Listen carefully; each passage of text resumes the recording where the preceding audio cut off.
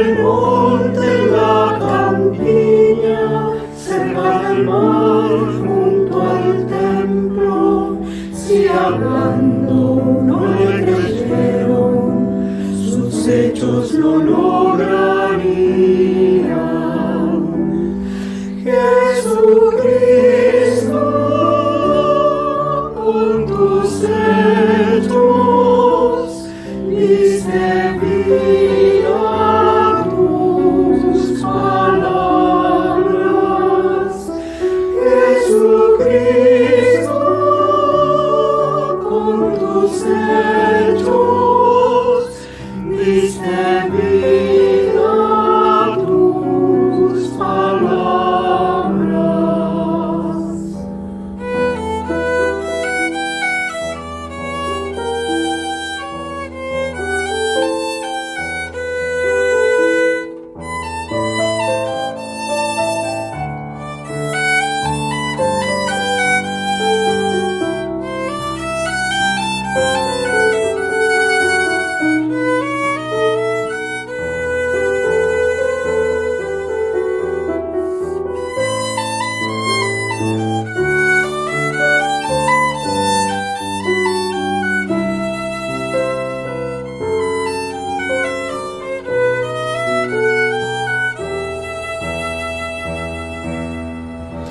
Allá va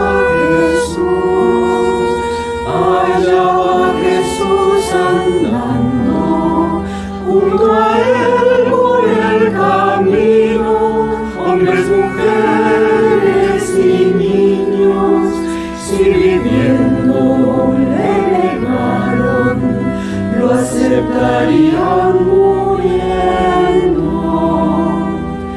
Jesucristo, con tu diste al mundo nueva vida. Jesucristo, con tu muerte diste al mundo nueva vida.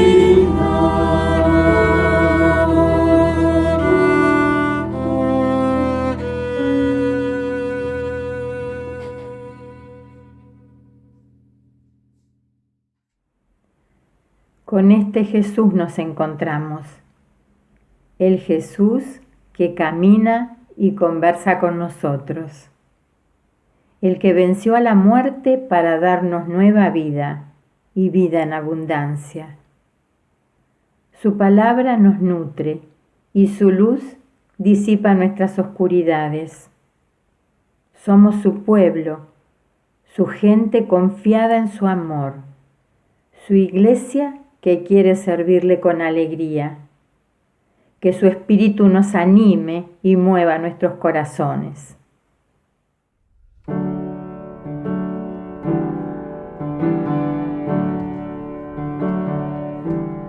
El Espíritu de Dios está en este lugar. El Espíritu de Dios se mueve en este lugar. Está aquí para consolar, está aquí para liberar, está aquí para guiar. El Espíritu de Dios está aquí. Muévete en mí, muévete en mí. Toma mi mente, mi corazón, llena mi vida de tu amor. Muévete en mí, oh Dios Espíritu, muévete en mí. Muévete en mí, muévete en mí. Toma mi mente, mi corazón, llena mi vida de tu amor. Muévete en mí, oh Dios Espíritu, muévete en mí.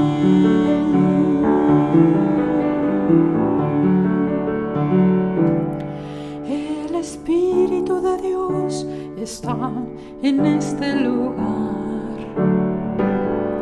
El Espíritu de Dios se mueve en este lugar. Está aquí para consolar, está aquí para liberar, está aquí para guiar. El Espíritu de Dios está aquí. Muévete en mí, muévete en mí. Toma mi mente, mi corazón, llena mi vida de tu amor. Muévete en mí, Dios Espíritu, muévete en mí. Muévete en mí, muévete en mí. Toma mi mente, mi corazón, llena mi vida de tu amor. Muévete en mí, oh Dios Espíritu, muévete en mí.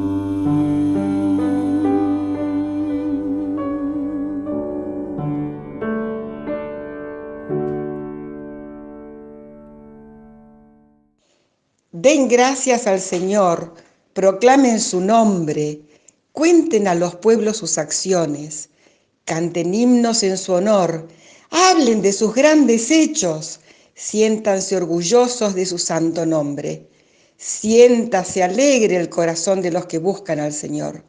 Recurran al Señor y a su poder. Recurran al Señor en todo tiempo. Recuerden sus obras grandes y maravillosas.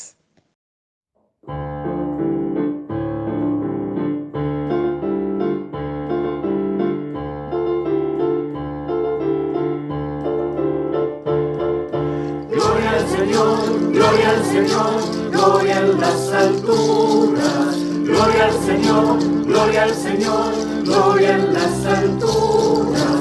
A Dios por siempre la gloria, a Dios por siempre la gloria. Aleluya, amén, aleluya, amén, aleluya, amén, aleluya, amén. Gloria al Señor, gloria al Señor, gloria en las alturas. Gloria al Señor, gloria al Señor, gloria en las alturas. A Dios por siempre la gloria, a Dios por siempre la gloria. Aleluya, amén, aleluya, amén, aleluya, amén, aleluya, amén.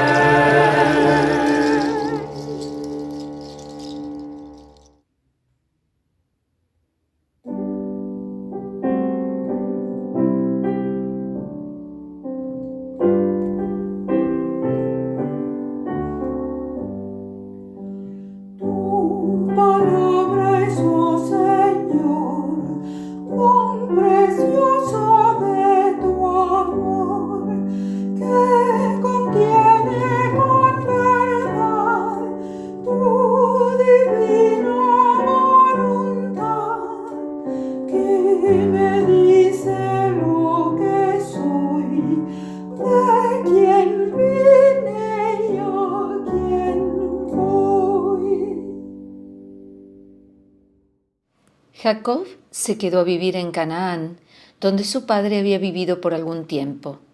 Esta es la historia de la familia de Jacob. Cuando su hijo, José, era un muchacho de 17 años, cuidaba las ovejas junto con sus hermanos, los hijos de Bilhá y de Zilpá, que eran las concubinas de su padre. Y José llevaba a su padre quejas de la mala conducta de sus hermanos. Israel quería a José más que a sus otros hijos, porque había nacido cuando él ya era viejo. Por eso le hizo una túnica muy elegante. Pero al darse cuenta sus hermanos de que su padre lo quería más que a todos ellos, llegaron a odiarlo y ni siquiera lo saludaban. Una vez, José tuvo un sueño y se lo contó a sus hermanos, pero ellos lo odiaron más todavía porque les dijo: Escuchen, voy a contarles el sueño que tuve. Soñé que todos nosotros estábamos en el campo, haciendo manojos de trigo. De pronto, mi manojo se levantó y quedó derecho, pero los manojos de ustedes se pusieron alrededor del mío y le hicieron reverencias. Entonces sus hermanos contestaron: ¿Quieres decir que tú vas a ser nuestro rey y que nos vas a dominar? y lo odiaron todavía más por sus sueños y por la forma en que los contaba. Después, José tuvo otro sueño que también les contó a sus hermanos. Les dijo: ¿Saben que tuve otro sueño en el que veía que el sol, la luna y 11 estrellas me hacían reverencias? Cuando José contó este sueño a su padre y a sus hermanos, su padre le reprendió y le dijo: ¿Qué quieres decir con este sueño que tuviste? ¿Acaso tu madre, tus hermanos y yo tendremos que hacerte reverencias? Y sus hermanos le tenían envidia, pero su padre pensaba mucho en este asunto. Un día, los hermanos de José fueron a Siquem buscando pastos para las ovejas de su padre. Entonces Israel le dijo a José: Mira, tus hermanos están en Siquem cuidando las ovejas. Quiero que vayas a verlos. Iré con mucho gusto. Bueno, ve y fíjate cómo están tus hermanos y las ovejas, y regresa luego a traerme la noticia. Israel mandó a José desde el valle de Hebrón, y cuando José llegó a Siquem, se perdió por el campo. Entonces un hombre lo encontró y le preguntó: ¿Qué andas buscando? Ando buscando a mis hermanos. ¿Podría usted decirme dónde están cuidando las ovejas? Ya se fueron de aquí. Les oí decir que se iban a Dotán. José fue en busca de sus hermanos y los encontró en Dotán. Ellos lo vieron venir a lo lejos y antes de que se acercara hicieron planes para matarlo. Se dijeron unos a otros: Miren, ahí viene el de los sueños. Vengan, vengan, vamos a matarlo. Luego lo echaremos a un pozo y diremos que un animal salvaje se lo comió. Vamos a ver qué pasa con sus sueños. Cuando Rubén oyó esto, quiso librarlo de sus hermanos y dijo: No lo matemos, no derramen sangre. Échenlo a este pozo que está en el desierto, pero no le pongan la mano encima. Rubén dijo esto porque quería poner a salvo a José y devolvérselo a su padre. Pero cuando José llegó a donde estaban sus hermanos, ellos le quitaron la túnica que llevaba puesta, lo agarraron y lo echaron al pozo que estaba vacío y seco. Después se sentaron a comer. En esto vieron venir una caravana de ismaelitas que venían de Galaad y que traían en sus camellos perfumes, bálsamo y mirra para llevarlos a Egipto. Entonces Judá les dijo a sus hermanos: ¿Qué ganamos con matar a nuestro hermano y después tratar de ocultar su muerte? Es mejor que lo vendamos a los ismaelitas y no que lo matemos, porque después de todo es nuestro hermano. Sus hermanos estuvieron de acuerdo con él, y cuando los comerciantes madianitas pasaron por allí, los hermanos de José lo sacaron del pozo y lo vendieron a los ismaelitas por 20 monedas de plata. Así se llevaron a José a Egipto. Cuando Rubén regresó al pozo y no encontró a José allí adentro, rasgó su ropa en señal de dolor. Luego volvió a donde estaban sus hermanos y les dijo: El muchacho ya no está. Ahora, ¿qué voy a hacer? Entonces ellos tomaron la túnica de José y la mancharon con la sangre de un cabrito que mataron.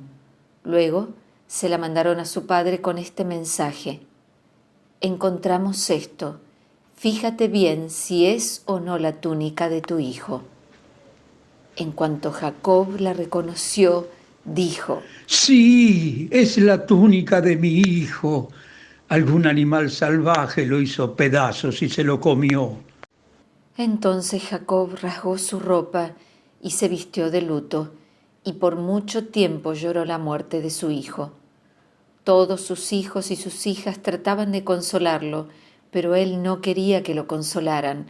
Al contrario, lloraba por su hijo y decía: guardaré luto por mi hijo hasta que vaya a reunirme con él entre los muertos. En Egipto, los madianitas vendieron a José a un hombre llamado Potifar, que era funcionario del faraón, el rey de Egipto, y capitán de su guardia. Hola, buenos días, ¿cómo les va? Otra vez nos encontramos aquí en la iglesia, porque esta es nuestra iglesia y mientras estemos en esta situación, este es el lugar en que nos encontramos como comunidad de fe, como hermanos y hermanas que somos, y damos gracias a Dios porque nos permite este medio, ¿no es cierto? Esta forma de encontrarnos, con un trabajo muy grande de aquellos que hacen esto, porque estas cosas hay que elaborarlas y procesarlas y tiene mucho trabajo detrás. Damos gracias a Dios por los hermanos y las hermanas que hacen todo este trabajo para que podamos encontrarnos. Vieron que ya dijimos en alguna oportunidad que las historias de los patriarcas son historias de familia. Todavía no hay un pueblo de Dios acá, hay familias, ¿no es cierto? Y aquí estamos con un problema bien de familia. Por supuesto no debería ser así, pero es. Y la Biblia no nos engaña sobre los estilos de pensar y de actuar de las personas, incluso de los hombres y mujeres bien prestigiosos en el camino de la fe. En este caso Jacob, que vieron que aquí ya por momento lo llama Israel, ¿no? El nombre de él, Israel, porque ya había cambiado el nombre en ese episodio que tuvo con un ángel. Y bueno, Jacob quería más a un hijo que a otros, lo quería más a José que a los otros hijos. José no era el último hijo, el último hijo fue Benjamín, que nació de Raquel y Raquel muere en el parto. Pero José era el otro hijo que había tenido con Raquel, que era la mujer que él más amaba. Él tuvo 4 mujeres, pero amaba más a Raquel que a otras, y a las otras. Y entonces este fue el primer hijo de Raquel, y por eso quizá lo amaba más que a los otros. Estas cosas pasan en la vida, no debería ser así. Los padres y las madres debemos y queremos a nuestros hijos, digamos, por igual, pero a veces sucede y la Biblia no oculta el espíritu humano. La túnica mejor y la más elaborada era para este hijo. El que le contaba las fechorías que harían sus hermanos era este hijo, y por lo tanto no lo querían de ninguna manera sus hermanos. Y acá ya se revela esa habilidad de José para los sueños, porque cuenta 2 sueños. No parece ser muy político José, porque le cuenta a los hermanos los sueños que no tendría que haberle contado. En ambos sueños los hermanos aparecen reverenciándolo a él. Primero los hermanos, después el padre, la madre y los hermanos reverenciándolo a él. Fíjense que las interpretaciones de los sueños no las hace José, las hacen los mismos hermanos y el padre en el segundo caso, ¿no? Dice, los hermanos le dijeron, ¿quieres decir que tú vas a ser nuestro rey? Y en el segundo caso le dice, es el propio padre, Jacob, dice, ¿qué quieres decir con esto? ¿Acaso tu madre, tus hermanos y yo, Jacob, tendremos que hacerte reverencias? No cayó nada bien que él contara esos sueños, pero es lo que tenía. Y usted sabe que esos sueños en realidad presagian lo que va a pasar más adelante. José va a ser una persona muy encumbrada en Egipto, y los hermanos y los padres van a ir para allá, se van a encontrar con él. Bueno, lo venden. Rubén es el que se preocupa mucho. Rubén es el primogénito, ustedes recuerdan, es el primer hijo de Jacob, y por lo tanto tiene una responsabilidad sobre sus hermanos. Por eso primero no quiere que le hagan nada, después no quiere que lo maten. Y después cuando lo tiran al pozo y lo venden, se escandaliza. Rubén, ¿qué voy a hacer? Dice, porque él es el responsable de la vida de sus hermanos. Y tramoyan eso que sabemos de manchar su túnica, esa famosa túnica tan hermosa por la cual le tenían envidia y celos, y se la mandan al padre para decir, mira, tu hijo murió. Y se lo sacaron de encima, lo mandaron a Egipto, creían que lo sacaban de encima. Y esta es la lección de este pasaje, de este texto. Los planes de Dios no son como nuestros planes. Ellos pensaron que vendiéndolo y mandándolo esclavo a Egipto, nunca más iban a saber de él. Y se lo sacaban de encima. Y en realidad en los planes de Dios eran absolutamente distintos. Y más adelante sabemos, van a tener hambre, van a tener que ir a Egipto y se van a encontrar con que este hermano, que el pequeñito que habían tirado al pozo y lo habían vendido, ahora era un hombre muy importante y tenía mucho poder y mucha capacidad de ayudarlos a ellos que lo habían despreciado. Los planes de Dios son distintos que los nuestros, y esto es una lección que tenemos que aprender todos los días. A veces creemos que nuestros planes son los que van a prosperar, y vamos por un lado, y cuando las cosas no salen creemos que es porque nosotros estamos fallando, y en realidad es el Señor que tiene otros planes para nuestra vida, para quienes nos rodean, para nuestro futuro. Y hay que estar atento a eso, a lo que el Señor tiene preparado para cada uno de nosotros. Vamos a seguir reflexionando sobre esto porque el próximo vez que nos encontremos, el Señor Jesús también nos va a proponer un futuro distinto. Jesús deseaba intensamente retirarse a orar. Lo venía necesitando desde que le dieron la noticia del asesinato de Juan el Bautista, a quien él tanto quería. Pero las multitudes que lo seguían, buscando sus palabras y su modo compasivo y amoroso de sanar, lo habían tenido ocupado durante una jornada muy intensa junto a sus discípulos.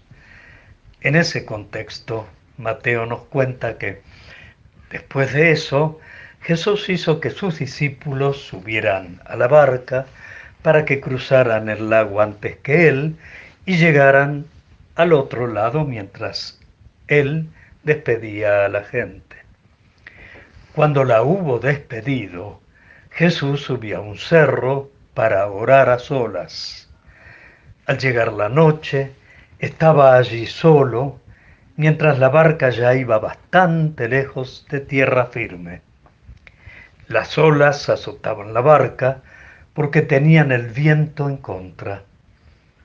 A la madrugada, Jesús fue hacia ellos caminando sobre el agua. Cuando los discípulos lo vieron andar sobre el agua, se asustaron y gritaron llenos de miedo: ¡Es un fantasma! Pero Jesús les habló diciéndoles: calma, soy yo, no tengan miedo. Entonces Pedro le respondió: Señor, si eres tú, ordena que yo vaya hasta ti sobre el agua. Ven, dijo Jesús. Pedro entonces bajó de la barca y comenzó a caminar sobre el agua en dirección a Jesús. Pero al notar la fuerza del viento, tuvo miedo y como comenzaba a hundirse, gritó: ¡Sálvame, Señor! Al momento Jesús lo tomó de la mano y le dijo: ¡Qué poca fe tienes! ¿Por qué dudaste? En cuanto subieron a la barca, se calmó el viento. Entonces los que estaban en la barca se pusieron de rodillas delante de Jesús y le dijeron: en verdad tú eres el Hijo de Dios. Le resumo en pocas palabras lo que acabamos de leer. Los discípulos están en la barca. Jesús había ido a un cerro a orar. Recuerden que había pasado pocos minutos de la multiplicación de panes y peces y del anuncio de que había muerto Juan el Bautista. Se retira a orar. En la noche la barca es zarandeada por las olas. Jesús va hacia ellos caminando. Pedro lo primero que dice, y los otros dicen: es un fantasma. Pero dice: no, soy yo. Entonces Pedro le pide una prueba de que es él. Y la prueba de que es él es: hazme caminar a mí. Y Pedro camina, pero el que falla es Pedro. Jesús no falla. Camina, pero después se hunde. Jesús no falla. Y ahí viene el pedido de salvación. Sálvame. La palabra que indica todo lo que está pasando. El riesgo es morir. El lago Mar de Galilea es como una gran laguna, pero grande y con costas abruptas. A los pocos metros de la costa ya es profundo y ellos estaban lejos de la costa, de modo que si Jesús no lo salva, muere ahí ahogado, sin duda. Sálvame, y Jesús lo salva. Qué poca fe que tienen, le dice Jesús, ¿no es cierto? Pero entonces al subir lo reconocen y lo adoran y sucede esto con lo que termina el relato, ¿no? Ellos declaran: en verdad, eres el Hijo de Dios. El motivo de este relato es que nosotros pensemos realmente en quién es Jesús. No es tan importante, ya lo dije el domingo pasado, no es tan importante el milagro. Jesús hizo milagros y muchos y tenía autoridad y poder para hacerlos. Lo que importa acá es que todo lo que sucede apunta a que descubran ellos, descubramos nosotros quién es Jesús. Es fácil decir, bueno, ellos pensaron que era un fantasma, yo jamás voy a pensar eso. Pero cuidado, porque cada vez que apelamos a un Jesús milagrero, que haga las cosas que nosotros necesitamos que haga, porque le pedimos que haga lo que necesitamos que hagamos. Y es cierto que en oración podemos pedir, por supuesto, expresar nuestra voluntad y nuestros deseos, pero tenemos que siempre respetar la voluntad de Jesús. Cuando nos sentimos frustrados porque el Señor no hace lo que nosotros pensamos que tiene que hacer, es como considerarlo un fantasma, es como un milagrero.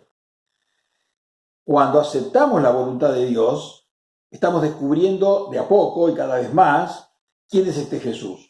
Es el que domina las aguas, el que domina los vientos, el que, más que todo eso, salva a Pedro y salva a los que estaban en la barca, y si los salva a ellos, nos salva a nosotros. ¿Cuántas veces le hemos pedido al Señor, sálvanos? Porque hemos sentido que estábamos muy mal. Ustedes saben, la vida humana es una vida muy concreta. Lo veíamos en la historia de José. Se hace de cosas cotidianas y muy serias, que lo tiren a un pozo y que lo vendan y que algunos querían matarlo.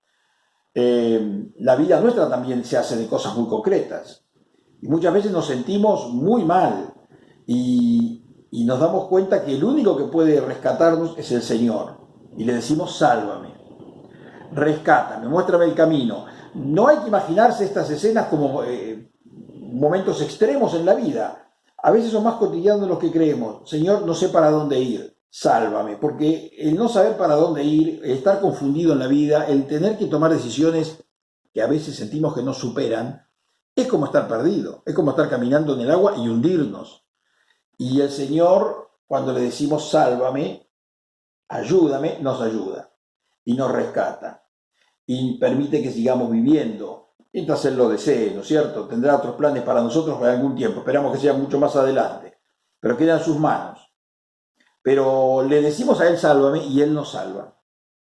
Y cuando eso sucede, tiene que suceder lo que acaba de contarnos este relato, que todos los que estaban en la barca, que probablemente los discípulos, no sabemos si eran todos, pero los discípulos que estaban allí, dijeron, en verdad, tú eres el Hijo de Dios. El milagro y el acto de salvación, que es más importante que el milagro, porque es más difícil salvar que calmar las aguas, salvar el alma, salvar la vida.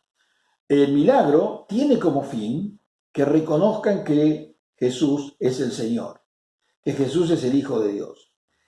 Y creo que nosotros tenemos que aprender esa lección en este domingo, que el Señor nos cuida de muchas maneras y nos salva y nos rescata de muchas maneras y mucho más de lo que nosotros a veces estamos dispuestos a reconocer. Y esa actitud de amor de Dios, esa misericordia de Dios hacia nuestra vida, ese acompañarnos y fortalecernos en las dificultades y darnos fe y esperanza en los momentos en que todo indica que tenemos que perder la fe y la esperanza, tiene que conducirnos a que reconozcamos una vez más, y quizá con más profundidad que antes, que Él es el verdadero Hijo de Dios, o sea, aquel que ha venido para salvar. Eso significa ser el Hijo de Dios, porque ¿qué ventaja tiene ser el Hijo de Dios? ¿No es cierto? Ninguna ventaja. Finalmente va a terminar sufriendo más que otros, y especialmente porque va a sufrir por las cosas que Él no tendría que haber sufrido. Pero lo que importa acá es que viene para salvarnos. Ser el Hijo de Dios significa que es el ungido, el Mesías, el Cristo, el que viene para salvarnos. Y eso es una realidad que tenemos que atesorar como creyentes en nuestra vida y en todo momento. El Señor hace todo lo posible para rescatarnos. Si nos hundimos en el agua, Él nos va a rescatar. Y por eso damos gracias a Dios. Y por eso lo reconocemos como Hijo de Dios, como nuestro Salvador, como aquel que camina sobre las aguas. Fíjense, caminar sobre las aguas es toda una decisión de hacer algo importante para llegar hasta donde nosotros estamos y rescatarlos. Así lo hizo con los discípulos, lo hace también con nosotros. Amén. Que en este tiempo que seguimos cuidándonos y estando en cuarentena y anhelando y orando para que esto termine en algún momento, pero todavía no termina, Que el Señor nos muestre su gracia, su amor, su misericordia, y lo hace caminando hacia nosotros cuando estamos en momentos de dificultad, y nos salva y nos rescata. Amén. Gracias, Señor, por todas las veces que has hablado a nuestro corazón. Gracias por tu paciencia al esperarnos. Gracias porque no nos abandonaste. Nos recibiste tal cual somos. Gracias, Señor, por aceptarnos y caminar junto a nosotros. Gracias, Señor, porque no escatimas esfuerzo para llegar hasta donde estamos. Nos buscás cuando estamos perdidos, nos rescatás de las aguas tormentosas, nos sostenés en el abismo. En el tiempo de angustia estás con nosotros. Gracias porque nos das una comunidad de hermanas y hermanos con quienes compartir el amor y la compañía, con quienes leer juntos tu palabra y dejarnos iluminar por ella. Gracias, Señor, por salvarnos cuando estamos en peligro.